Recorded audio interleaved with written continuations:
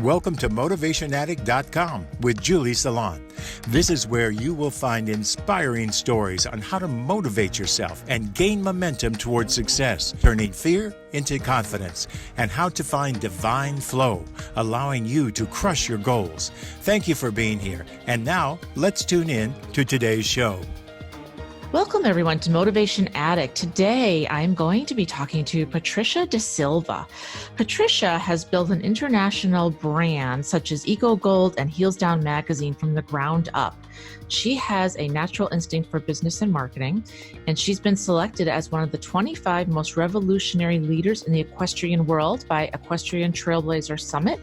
And she's also a multiple nominee and winner of Equestrian Social Media Awards and the recipient of Equestrians Canada's Media Award. She's done it all, you guys. She's amazing. She's a well-known voice for innovative ideas. She knows how to create and amplify a brand's message. And today we are going to talk about how she built Eco Gold marketing from scratch to the Olympics and international sales, what Heels Down marketing and media is, and how you can really access your strengths and make them more profound to be used in the world for your highest good. Welcome, everybody. Hope you love this interview with Patricia. Hey, everyone. Julie Salant from Motivation Addict. I am thrilled today. I have a very, very special guest. I've been looking forward to this for a couple weeks now. Her name is Patricia De Silva. And I'm just going to look down because she's so accomplished that I want to make sure that I get all the information correct. She has built an international brand such as Eco Gold and Heels Down magazine. If you're an equestrian, I'm sure you've heard of that, Heels Down Media. From the ground up, she has a natural instinct for business and marketing. She was selected as one of the 25 of the most revolutionary leaders in the equestrian world by the Equestrian Trailblazer Summit, multiple nominee and winner of Equestrian Social Media Awards, and the recipient of Equestrian Canada Media Award. She's very well known. Everyone knows who she is. She's very influential. She built Eco Gold marketing from scratch to the Olympics and international sales. She built Horse Junkies United from scratch too. And she has really, I could go on and on forever about all the things she's done. She's got the podcast, she's got media, but she's an amazing woman. Thank you for being here, Patricia. Thank you so much. I'm excited to have you on the show. I'm super excited to be here. Usually I'm the one that doesn't get interviewed, that is in the shadows, organizing media things. Today you're up front because you have so much information, so you're the right person to speak to.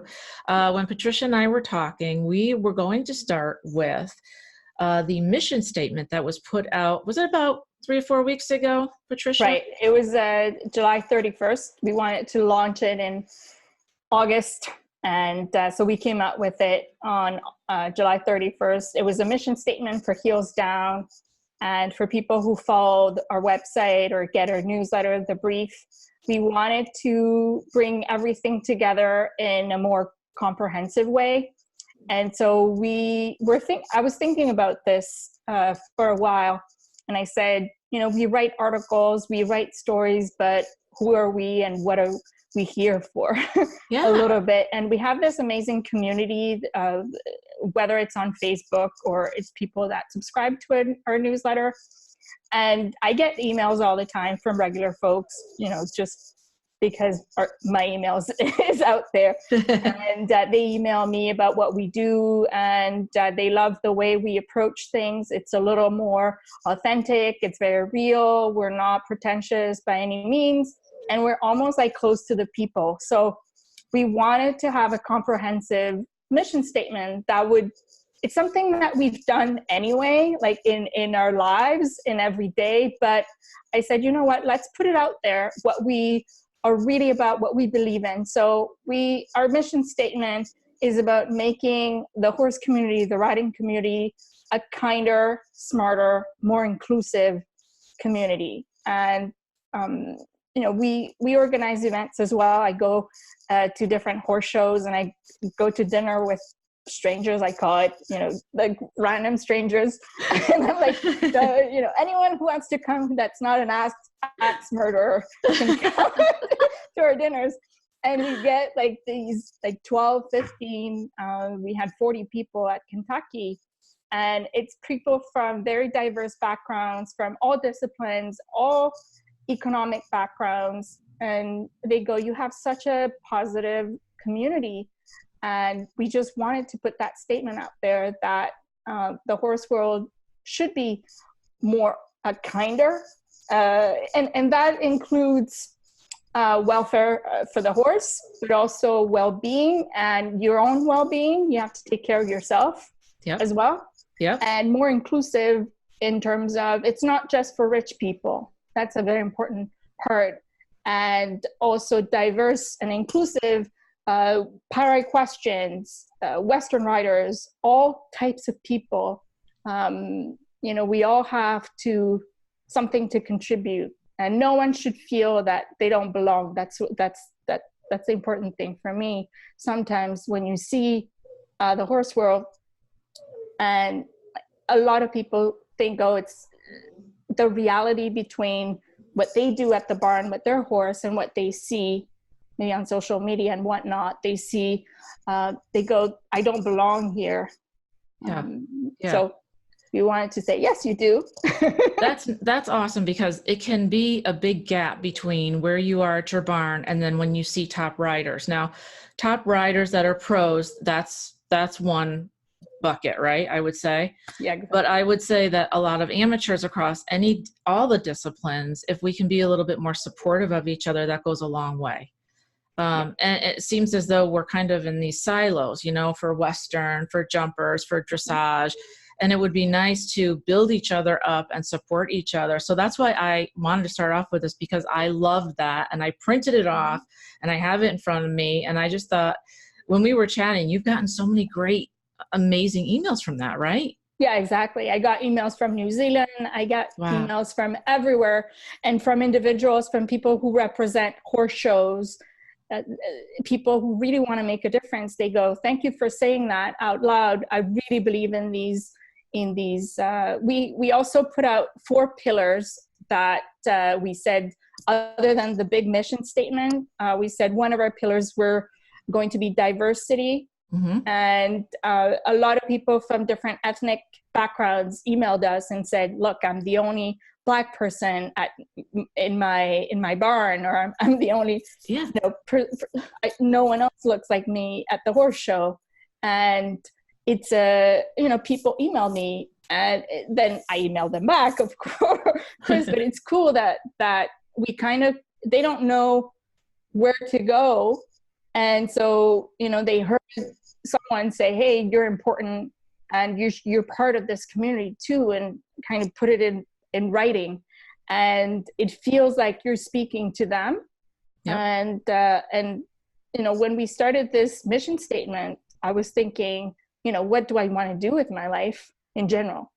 And like how important it is to touch people's lives, to make a change in people's lives. And it seems like super big, but we're like, we have this media platform. We have thousands of people who listen to what we say.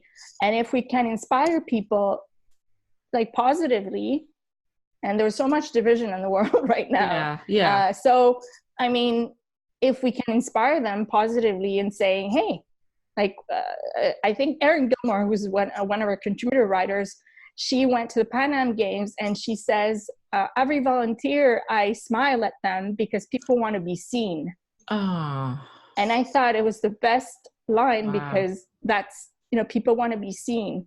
So volunteers, or like the guy who serves your coffee, we're all humans. And I feel that sometimes in every aspect of our lives, whether it's at work, there's a hierarchy. And in the horse show world, there's also one. You have the top riders, the important people, and then you have the less important people. Right. And, we're there to say, no, like, you matter too. And no matter if you just started riding last week, if everything you own is secondhand and you don't have money to lease a horse, like, you're connected by this love of the animal. Right. And, bring that together. So we have diversity, we have equality as another important value. And that's another one that I get a lot of emails about, people from, any sexual orientation or any type of, like feminism, for example, is one of our key issues. And, how we speak. I don't particularly like girl power and everything that has like those kinds of words. I find them, sometimes you see that a lot in headlines when there's a women's only team. Yeah. And I find that, and I mean, I'm not blaming the people who write those headlines, but I'm like, we have to be a little careful of the way we describe women, how we talk about women, and, making sure that we're like, would you say this about a man? And right. That's where the equality is right. And then we have well-being, which is for the human and the writer. We've done a lot of work in Heels Down Mag about mental health, anxiety. Yes. Like any kind of mental issue, people are it's still kind of taboo. Yep. Depression. Yep. Things like that. And we've done stories about top writers who kind of came out and said, this happened to me. I'm very anxious. And you're like, well, you're an Olympian and you're stressed to jump a course. That's odd. But it makes me feel good as a regular writer because I get stressed out, and it makes me feel like I connect with them when you can post that. Exactly. So it's important. And I mean, they've come out to other publications, or Charlotte Desjardins wrote a book about it, but we cover that in our newsletter. I think that's an important element. I wish more people that maybe are ashamed or don't know how to speak out. If you're a top writer, I think you're a role model. Yep. So I think that just by talking about your issues, like you don't want people just to talk about their problems, but I think it does inspire other people to go, oh, I have the same issue. Yes. And then the fourth pillar is sustainability.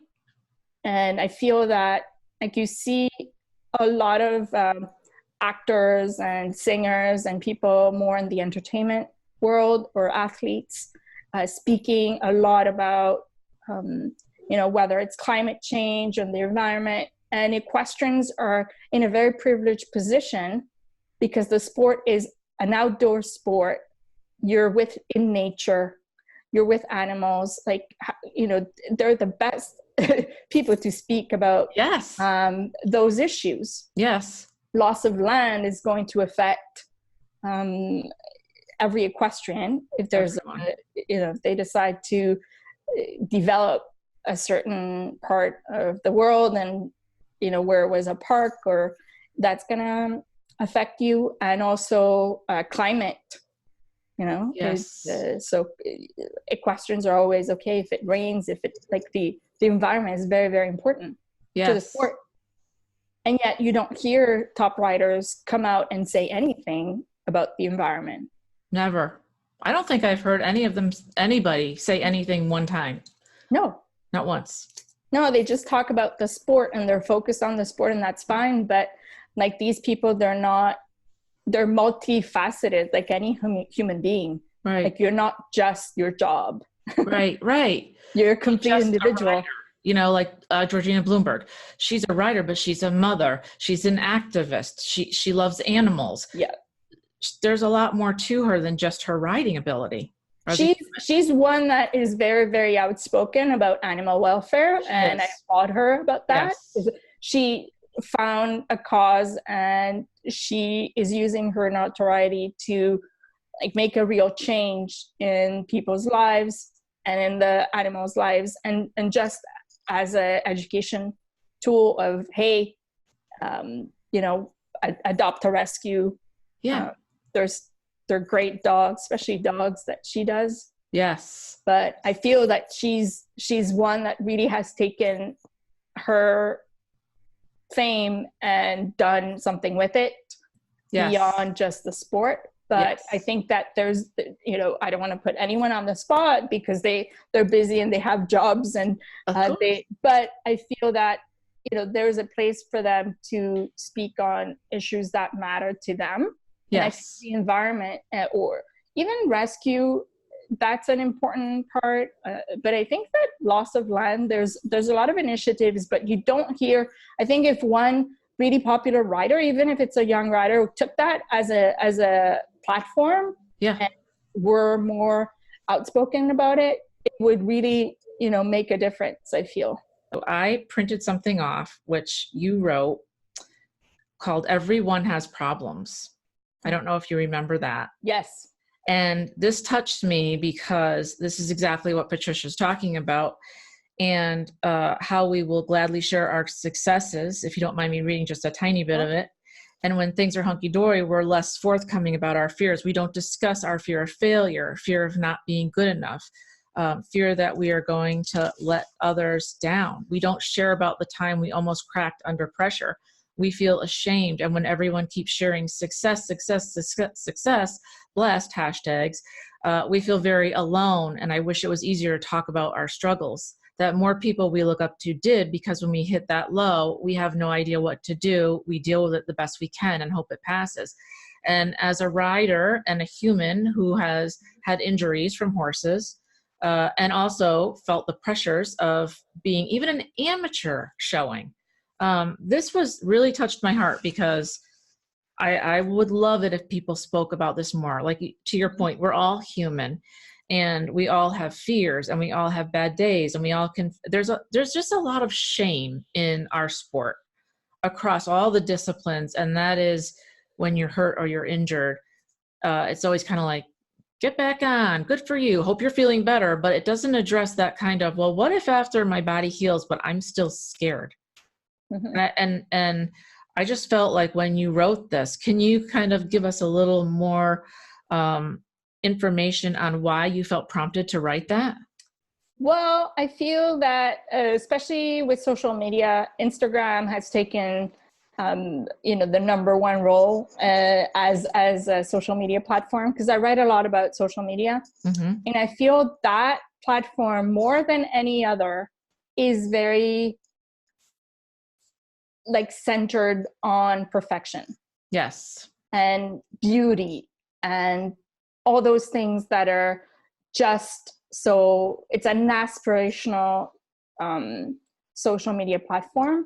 And I feel that, when I started blogging back in the day, years and years ago. And I feel that blogs, when they started out, they didn't have that perfection. It was more, regular folks writing about their lives. Facebook was quite of connecting friends. Yep. Yes, of course you're going to curate. You're going to just show the best bits. You're not going to show necessarily your laundry pile and those sorts of things. But I feel that Instagram, more than anything, has really, really brought that kind of disconnect between what's real and what's not, and what is very, very perfect. Yes. So and also, if you look at LinkedIn, for example, for business, I don't know if you're on that. Yes, of course. That's also that for business, kind of that everyone's successful. And so I feel that the new social media platforms that everyone's on kind of push that perfection. And I felt almost it came from that, because I was scrolling and it's all pretty, pretty, pretty. And I'm like, that's I should write something that's kind of breaking that. And especially for teenage women that are, they don't know who they are, or people who are still, even grown-ups, we deal with that. But I feel that when you're older, you have a little bit more confidence, in my case anyway.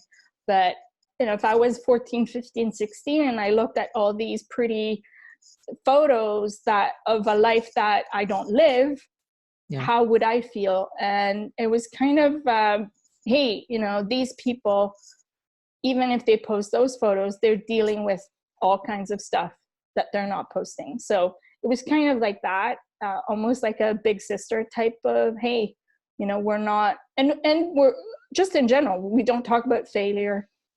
And it's funny because I was asked once to go to a university and speak in an equine business class. And I said, you know what, I'm going to tell them everything I did wrong.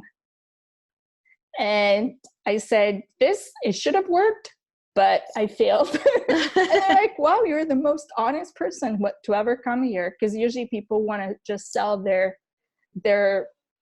business. And I felt that these people, my role was like, they brought me to teach, not to teach, but to give the experience. And life is not all flowers and rainbows and unicorns. And everyone knows that.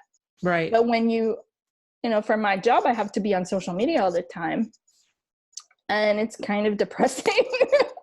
Yeah. Yeah.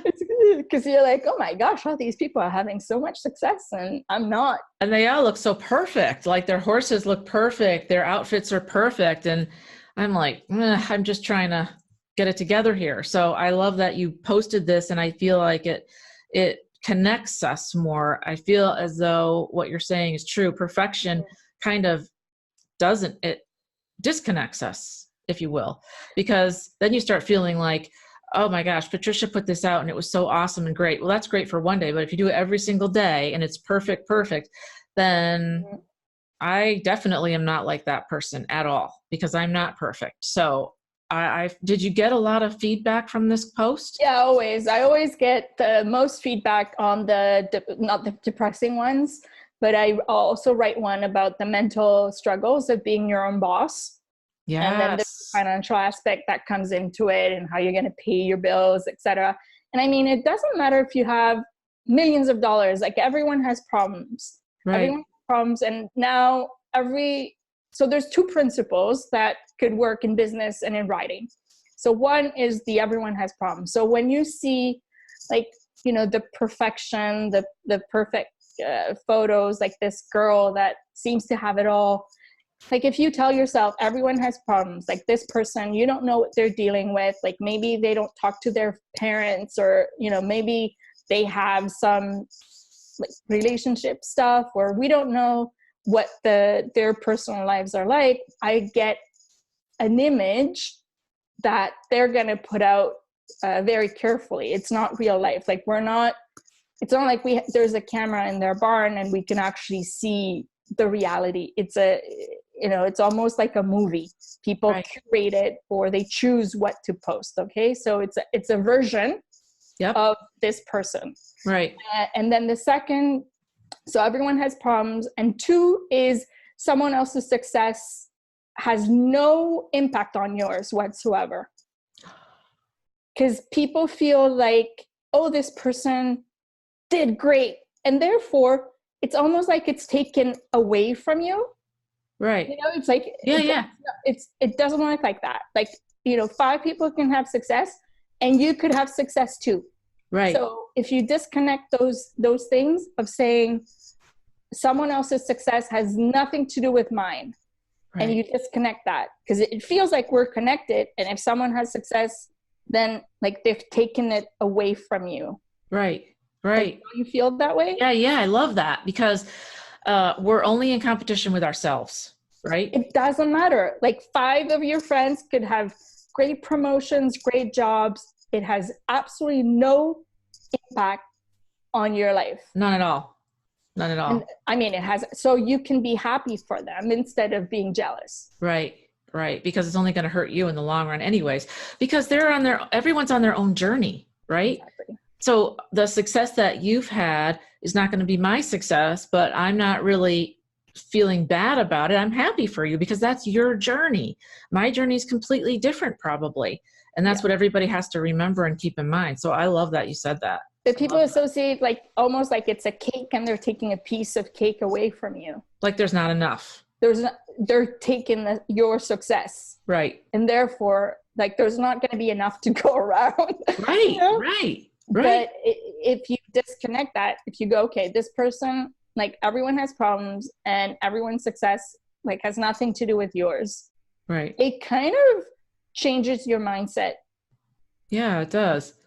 It does. And when I think about the equestrian world, what are your thoughts on, I've been talking with some of my friends on the spiritual side, and we think a lot of it's fear-based. I'm not talking about even the relationship with the horse and the rider. just what you said, that there's not enough, that there's just this piece of cake and then you've taken my piece. Now what am I going to do? We're all competing for just, there's so many ribbons you can have. There's so many accolades that you can get, but it seems as though there's quite a bit of fear-based instead of this whole, what we're trying to foster, that supportive, generous environment, inclusive environment. What are your thoughts on a fear-based kind of system? Because it's a very old system that we have, right? Right. But I think that, it's difficult to change people's personalities. It is. So I think a lot of it has to do with like how you were brought up and, that sort of environment in your school and also at the barn you were at. I think there's a great role for trainers, especially for, when these young kids start out, to have that, family aspect and, be happy for your teammate, yes, etc. But I feel that it's such an emotional sport. Like there's so much emotion in riding, yes, in terms of your animal. Like people, sometimes people go, horse people are crazy, but in a sense that, it's such an emotional, like I'm sure other sports as well, but there's a live animal and it's like your pet.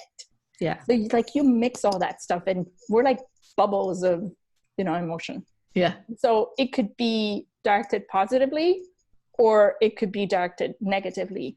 So I think it's up to the environment to have, someone, it could be a barn mate, it could be the trainer, to kind of, make people chill. Yeah. It's supposed to be fun, people. Yeah. It's not all competition, right? But it depends. Like if you go in a barn and it's all competition and, there's that performance aspect and there's that, push. And trainers are busy and like that stress can really go in all kinds of directions. And right. I think people have to, reevaluate the way that they approach the sport in general and see what they love about it and which parts, why do they do this, and, take a breath. Yes. And not get so upset. And I feel that also, in other aspects you can avoid people, but at the barn, it's a very social sport. It's a social environment. You cannot ride from your computer. You have to go physically and be with people. And in this day and age, you can avoid people at the, you go shopping, people are on their phones. You can avoid human interaction. And I think we have to almost relearn that human interaction. And that, for example, when I go out with friends, like there's no phones on the table. I love that. None. Unless, someone's child is sick and has, they have the emergency. Right. aspect. But I mean, in general, it's something we don't Instagram our food. You're there in the moment. But it's true. We don't do any of that. And it's something that, not that we're losing, but something to keep in mind. Just the being able to work in a society. Yeah. And I love that. Have the experience instead of always trying to take a picture, right? I mean, just enjoy other people's company and take a break and take a breath and enjoy it instead of always go and push, because it's supposed to be fun, right? Remember why you got into it. Maybe we got into it. A lot of us started riding when we were young and we just love the animals, right? We have to be around the animals. So if we bring back that sense of play, and that helps with the pressure as well, I think takes a little pressure off of you and just expands to others. But you're right. It is completely social. You really can't go to the barn and not interact with people because they're there.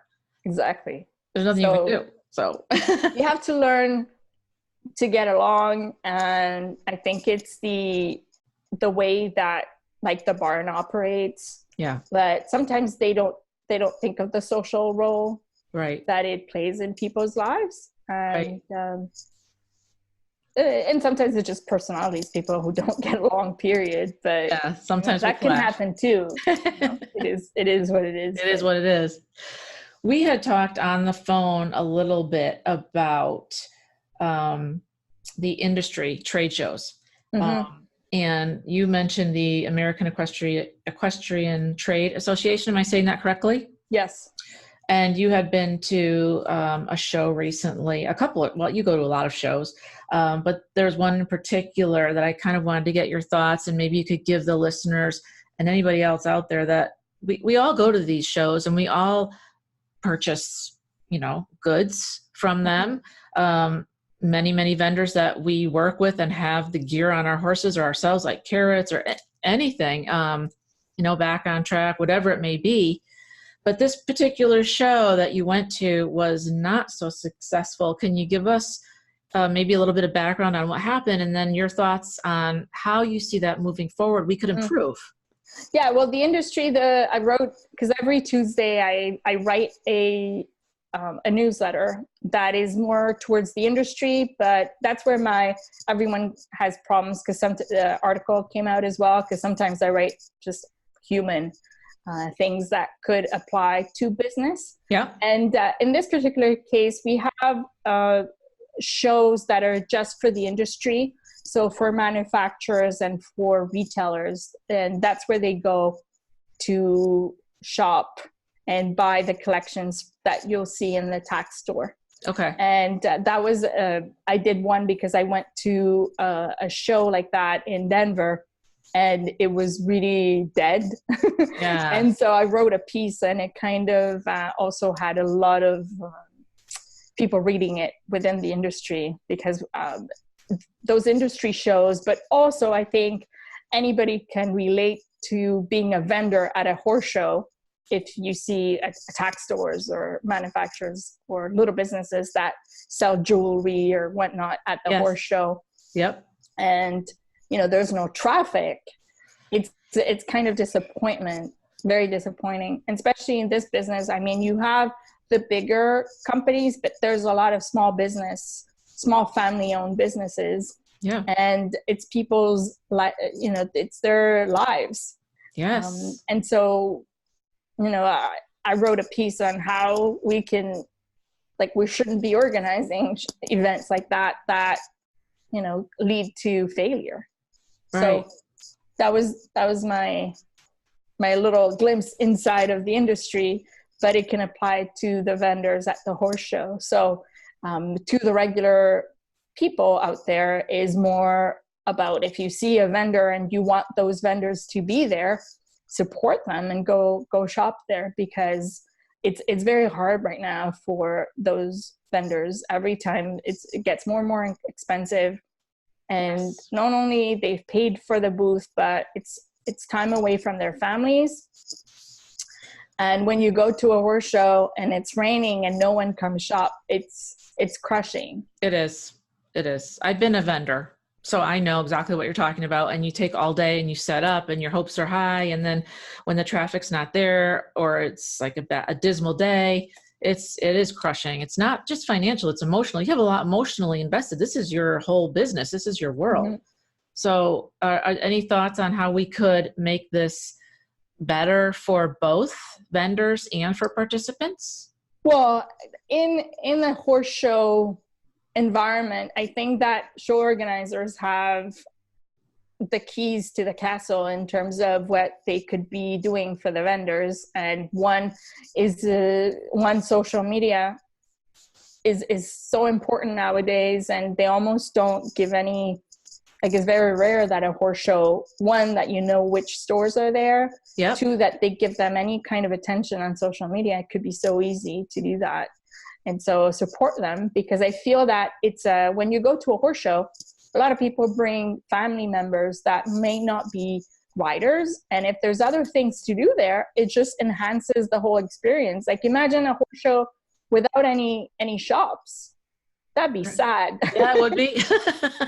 What would we do sad. between intermissions? Exactly, but it's fun. I think shopping is fun, and there's a lot of articles I think that I've written, and I will keep writing about the retail industry in the equestrian world. but there's that, you see it in normal retail. Oh, retail is dead. I really think it's not. I love brick and mortar. I think I love shopping. Me too. And I feel that now we just launched a line of soap. I don't know if you've seen it. I didn't know that. Oh, gosh, cool. Yes. So we just launched for fun. I went to the American Equestrian Trade Association, and I said, you know what, I'm going to have a product that is for those independent stores. And it's a gift. It's almost like a gift item, and it's soap for dirty equestrians. Oh, cool. It has all names like Stressed Out Amy, Equestrian Trainer. I have it here. Barn Drama. Oh my gosh, that's amazing. I love it. Yeah, it's really fun. I love it. I mean, they're really fun. It's lavender. So we, I remember when I did more of the EcoGold, I was in contact with tax stores, but I'm a little bit more on the social media and more general marketing. I don't deal with them. Yeah. And now I'm discovering these cute little tax shops that have the cutest products. And I'm like, you guys are amazing. And there's a ton of them that do have products that are, they also have the regular horse stuff. Right. They have gift items. They have things for the whole family. You don't even have to be a horse person. Yep. And even Greenhawk, who's one of our advertising clients, like I bought a bunch of things for the house there. Because they have it, and all my cat things, because they also have a pet section. Yeah. So my cat bowls and things like that. So I feel that I'm discovering all these different stores. So I feel that retail is just a little bit like the online e-commerce is getting all the attention. Yes. But there's nothing that replaces going to a store and being greeted and talking to the person usually tax shops, you're talking to the person who owns it. Yes. Or has worked there for a long time, and they know about horse products. I feel that it's a fun experience. So don't, just go there and then go to Amazon to find the cheapest price. That sort of thing. That's kind of not nice. I love that. Yeah. I love that. And I love going to those stores. Yeah. Yeah. And I love supporting locals, right? Because they need it and they deserve it. And, if you can get something for a loved one, hey, all the better. I mean, that's more fun for everybody. So yeah. And the service is better. Yep. And they'll treat, not all of them, but in general, they take care of their clients. Yep. And it's fun. And, what are we going to do all day? Like not go anywhere, just be on our phones. Like, get out there and get out there and support people. And there's a lot to learn. And these people usually are very, very knowledgeable. They've been there forever. They love what they do. They love, like I bought saddles, and they'll let you try saddle, and then you can bring it back if it doesn't fit. There's a lot of benefits. It's really hard to kind of do that with an Amazon. I mean, I'm just using saddles and, there are some really big items that equestrians buy that need to be fit correctly. And most people that have manufacturing companies in the industry ride or are involved in horses directly as well. Yes. So it's not like, we don't know who these people are. It's people within the community. Yes. How can we as a community bring in other non-equestrians and have them have the experience of really coming into our world? Do you have any thoughts on how that could happen? I'd love to give the horse experience to, inner city kids, or people that, even just adults that they just haven't had the interaction. So they don't have any thoughts on horses. And when I'm trying to think about, you talked about, saving the planet and its ecosystems and land. And I think about wild horses. I think about all the things that some horses go through that, they shouldn't. And how could we give others the experience of being animals? I think that most people live in cities nowadays and the suburbs of the big city centers. I think that indoor shows in the shows that happen in the cities have it's a great opportunity to really reach out to the community there. The shows like the Washington International Horse Show, they're downtown, like right smack in the middle of the city. You have the horses that are staying outside, like in this. I don't know if you've ever been, but I have not. they're right in the city. The stables are outdoors like they close a street. Oh, wow. They're in the street. Oh. So you see horses and you see little kids who are coming from their daycare. Oh, wow. And they're like, oh my God, horses. So that is really, like, there's nothing, I think that experiencing, you have to go to those horse shows. And some of them, Washington does have community outreach. The Royal Horse Show in Toronto, if you've ever been, like, that's an amazing horse show. Oh, wow. And it's also an agricultural fair. So you also have like pumpkins and butter sculptures and, sheep and cows. Yep.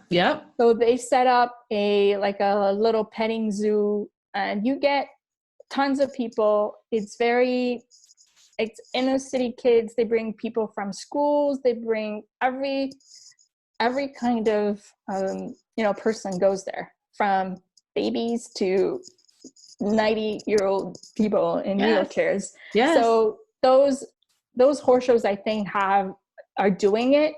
But then once that horse show ends, I think there needs to be a little follow-up or something because once that ends, there's nothing else, right? So there has to be an opportunity for these people to put their kids in riding lessons. Yes. And I think I think the other one is the business community. Things like the Global Champion store in Miami, for example. Yes. I went to a business conference, and like someone had gone there. They said it was free. It was on the beach. Yes. I was there on my business trip. I went. It was super cool. I have got to go see that. Right on the beach. The horses are right on the beach. But I think that there's also one is make it accessible for anybody, but also there's the business community that works with you have to have a certain quality, you have to have a certain experience, like the Longines and those kinds of shows that sometimes we go, they're not super, they're a little more elite, but they play a role, I think, in reaching out to that business community that is used to that kind of level. I think getting those people in, that's how you're going to get those sponsorships. That's how you're going to get them, maybe like you do the Longines Masters or Global Champions in New York City, but then you bring them to the American Gold Cup. That's a little more in the, like near New York City, but a little more in the, not in the woods, but it's a little bit more away from, it's not in downtown Manhattan. Right. So, it's getting all kinds of people. It's not just about, it's all levels, all types of backgrounds. Yes. Do you think that the Rolex, the Hermes would be interested, because they sponsor the very elite shows and have for years and years and years, which is wonderful. Do you think that they'd be interested in something smaller if it was accessible, and would think that? I don't know, because it has to be on brand, right? I think people like Hermes or the Longines or Rolex, they're going to go, okay, where is my audience? It's a luxury brand. It's a luxury brand. So you have to go to Wellington, the New York shows, the Longines Masters, those types of shows, they're going to bring in the elite. Yes. Now, why don't we get other brands that are maybe more universal, that are less elite? Right. There's opportunities, I'm sure. We just have to figure out how we can make it accessible. We can make it accessible, but also I think these people need to be interested personally. So very often, like, those sponsorships are gained because someone rides or they have an interest in horses and they see it. And that's what I found when I went to this big business conference, that no one had a clue about horses because they're not visible. They're often not in the city. Whereas, there's a tennis tournament, like, it's right in the city. Yep. So people, we have the big Formula One Grand Prix here in Montreal. Like everyone goes that weekend. They're very aware of those sports. Yep. The problem with equestrian sports is that they're not where like the decision makers are.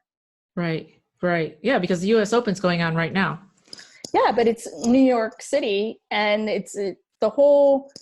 everyone's talking about tennis right now. Right. Right.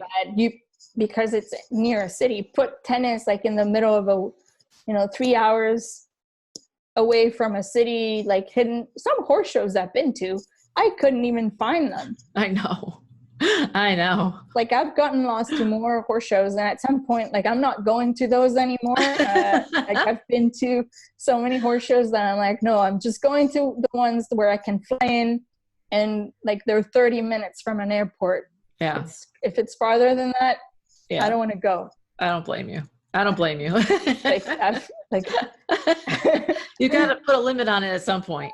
I don't want to do those and get lost, and there's no signs whatsoever. Like it's basic. Yeah. Basic stuff. So that's why, it's great. Like it's in the middle, but it's at someone's farm. That's right. what happens. It's at someone's farm. That's where they live. They make a horse show there, and horse people are going to pretty much go anywhere. Right. But regular folks that make those business decisions, sponsorships, or that sort of thing is not really that interesting. Right, and they want to be seen, obviously, so they need to have their customer there. So yeah, you have to see it. You have to see the show. You have to, if it's right in the city, people will be aware. So I hope we don't lose, because there used to be one at Madison Square Garden. Yeah. If we don't lose the big events like that, Washington, the Royal, it's not going anywhere. It's great. It's a great. I gotta go to that. I got it. When is that? Do you know what month is November. that? November. It's 2 weeks in November, and it's indoors. Oh wow! And it's right in Toronto, and it's great, and like they've done an amazing job. Like I'm not paid by the Royal whatsoever, but I think it's almost like they've kept that really high end feel, like classic. It's black tie for VIPs, and nice. You see women with like dresses that are like night gowns. Yes. We're not night gowns, but like evening dresses, and like really, really classy. But then you have regular folks and like inner city kids, and they have fun like dog with horses classes and speed classes, and they have dressage, they have eventing, they have carriages. Oh, I love that. I love that. Night, it's like the best. So I've got to go see that this year. It's amazing. I've got to see that. They kept it. And I went to the Devon Horse Show, I think it was 2 years ago for the first time. Mm-hmm. And it's kind of that feel too, is that it's classy, but it's inviting. Right. Not closed off. It's not closed off. And like, it really appeals to the community. They put a Ferris wheel, and there's a fair, and it has like that fun aspect that bring the kids, but also there's that classy feel. Right. And it's I feel that now almost luxury means exclusion. I feel that too. But it's classy, but you don't feel excluded. I love that. It's like the old school of like, we need to do this for everyone. Yes, because nobody wants to feel excluded, because even if you don't shop at those certain stores, or you're not at that level and you're not a professional, you still want to go and enjoy it, and you want to feel like you're invited. You don't want to feel like, I don't really want you here because you're not one of us, you're not a rider, or you don't fit in. So I love the fact that these shows that you mentioned have that ability to be elite, but also very inviting for everyone else that wants to bring the family, bring the kids, watch the horses. And carriage driving is amazing. It's amazing. It's so fun. Oh my gosh. I think it's an old, they're old shows, and that's the way they were set up. Yep. And, the Olympia Horse Show in London is the same way. Yep. It's for everybody. Yes. Yes. Well, we are nearing the end of our time. I would love to know what you're working on and what you've got going on in the next 6 to 9 months, and anything you can share. Yes. We have a daily newsletter that is, it takes a lot of our attention because it has to be, it's called the Heels Down Brief. So that's our main product. I don't want to call the media side products, but they are products. So that kind of keeps us busy. The website, heelsdownmag.com, and getting cool stories that are with those parameters and those pillars. We have the Heels Down Happy Hour podcast. Yes. That it's cocktails and horses. So we do that. So that's the media side. And then, as I said, I do consulting as well, marketing consulting. So we have a few clients there that we're working with, and we do branding and etc.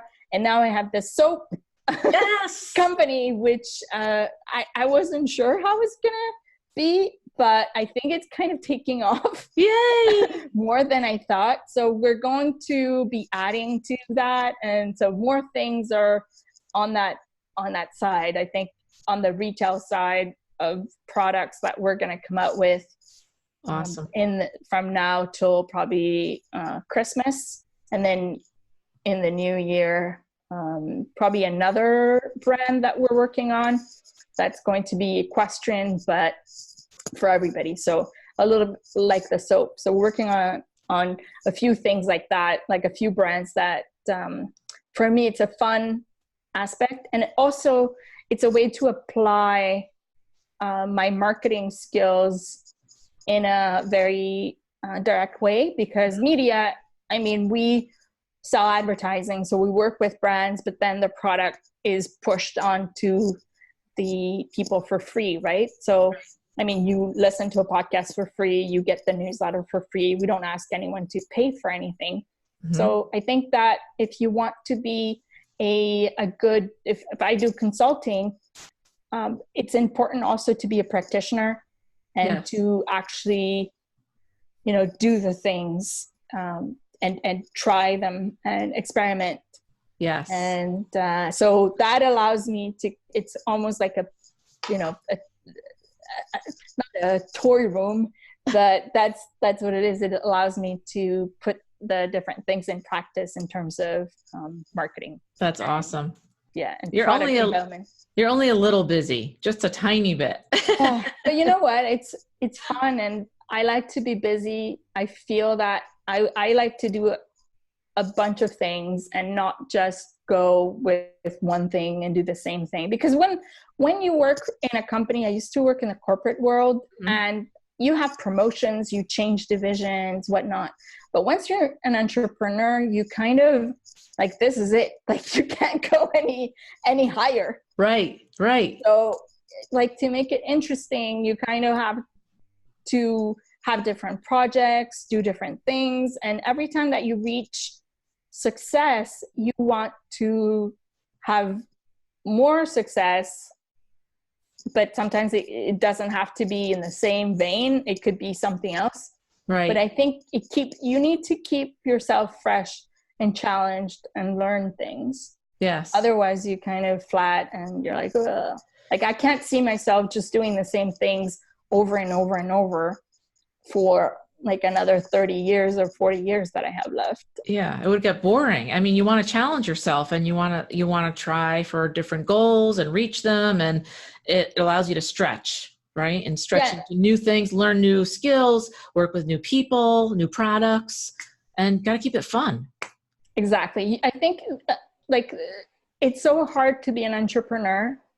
It is. That if you don't have fun every single day, then it's going to be very, very difficult. But if you wake up every morning, and I do, and I'm excited to go to work, I wake up like at 4:30, like by myself, no alarm, nothing. Wow. And I'm like, okay, like at 5 a.m., like I'm so excited to come to work, and it's not even But because I have so many cool things that I'm working on. Yeah. And it feels a little, if you hate it, you're not going to last. And you don't want to become an entrepreneur and then have that turn into a job, because that's what you got out of it for. You got out of the corporate world to challenge yourself, to stretch, and to learn new things. So I think the soap thing's really cool. I'm going to have to see where that goes. That's amazing. So you're going into stores at this point? Yes. Yes. We have, I think, like 9 now. And what? I get emails every day. I know. I was so excited because I almost brought it. At the ADA show, we have a booth and we have clients there. So most of the time I'm not at my booth. I'm meeting the different people and I have meetings. And, there was so much talk about the retail market. And I said, I'm going to come up with a product that is for independent stores. It's just a gift item. And it's going to be the funniest thing ever. And I just thought of these things. I was laughing when we came up with the different scents, names, and it was just like the funniest thing. And we say just that the text on the website, it's available on shop.heelsdownmag.com, and it's what it says on the website. It's like, just add water to transform a filthy, stinky equestrian into a presentable person. Because it's soap for dirty equestrians. But it makes people laugh. And at ADA, usually people are there to do business and like buy products and write orders, and it's like not a stressful situation, but you know how it is. Yeah. The business situation. And they came on my booth, and every time I was there, like, they checked the soaps, and like people were laughing. They're like, oh my gosh, you have to check this out. They brought other people. So it just brings happiness to people. And I thought, like, that's the great thing. That's awesome. You don't have to take life so seriously. We can just have fun. And now all these shops have bought.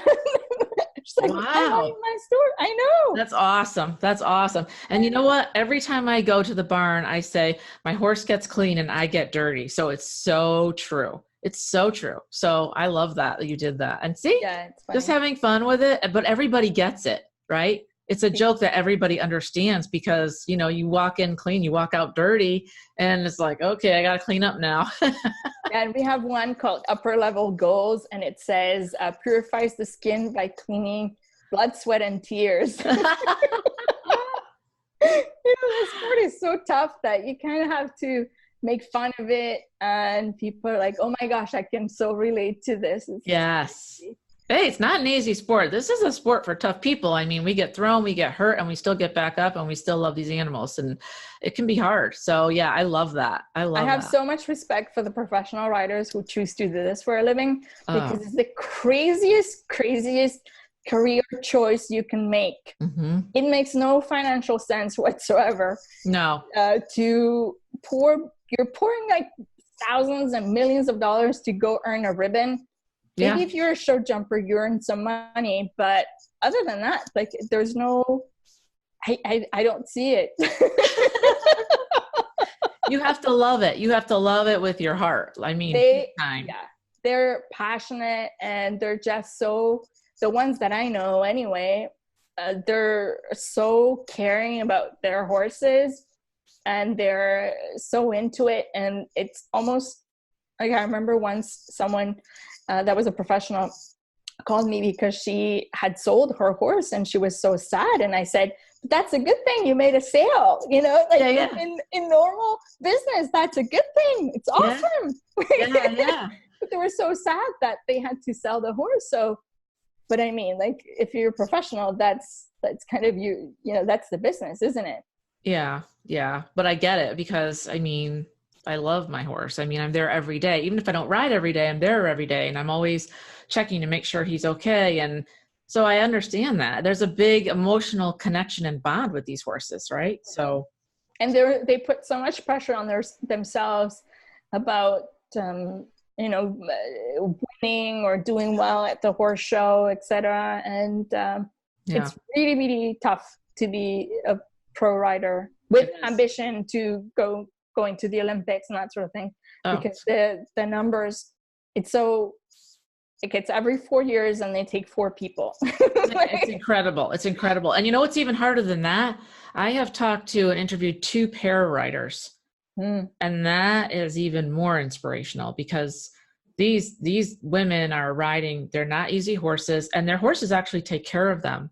They know that they can't figure out exactly what's wrong, but they know something's not right, and they always take care of the rider. It's amazing. It's amazing. But they have gold to the Paralympics as well, and they put an immense amount of pressure on. But I love the fact that a lot of times they just take off and go have a trail ride. Like that's what it's about. Go have some fun too. Make it so that it's a little bit more balanced. Because if you're always in the competition thought and mindset, then it's hard to, you got to decompress from that at some point. And the horses have to too. So I love your soap. That totally, everybody gets it. And I'm so happy that this is successful for you. That's wonderful. So far, I mean, we just started I think mid-August we came out with it. And then we launched it officially, I think it was a week ago or so. So it's very, very new, and then we'll see where it goes. But so far I'm having a lot of fun with it, and more scents are probably in the works for 2020. Awesome. I mean, you have to make people laugh and smell good. And smell good and look amazing. Good. And I'm a person who's obsessed with soap. That's why I got into it, because I love soap, and we do an exchange of the gift exchange every year at Feels Down. And I asked for 3 things: coffee, soap, or socks. Like those are my 3 things. You can give me any of those. And there's people at like horse shows that give me socks. Really? Yeah. Because they know like I love socks, I love coffee, and I love soap. I love soap too. You cannot go wrong with any of those gifts.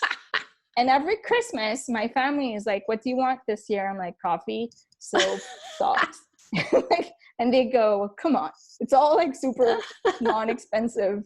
I know. No jewelry, no diamonds, no nothing. It's like, what kind of a boring person are you? I'm like, but I genuinely love soap. Like, I really love getting that as a gift. Like, you cannot go wrong. If you give me socks, I will love them. And I will love the soap, and I would love the coffee. Well, the coffee depends, right? Depends, right. It has to be my sort of coffee. But it's like these, and I feel that, I don't know if you've ever been in a fire or close to being in a fire, but my house almost burned down, and we were able to stop it, because it was in the wall. Oh, wow. So it was in the wall, and we were able to stop it, and we had like a big fire extinguisher. Yeah. But like that, maybe like 5 minutes or the 15 minutes that kind of change your life. Yes. Because everything could burn. So from that moment on, it was 97. There's during the ice storm. Wow. And from that day forward, I said, you know what, material things, I mean, they matter, but they don't matter because you can lose them. Right. You're so and right. So, everything I own is not anything that is because I like it. Yeah. Or I love it. It's not a status symbol. It's not like, what do I really enjoy? It's those boring things, but I enjoy that. Whatever you like.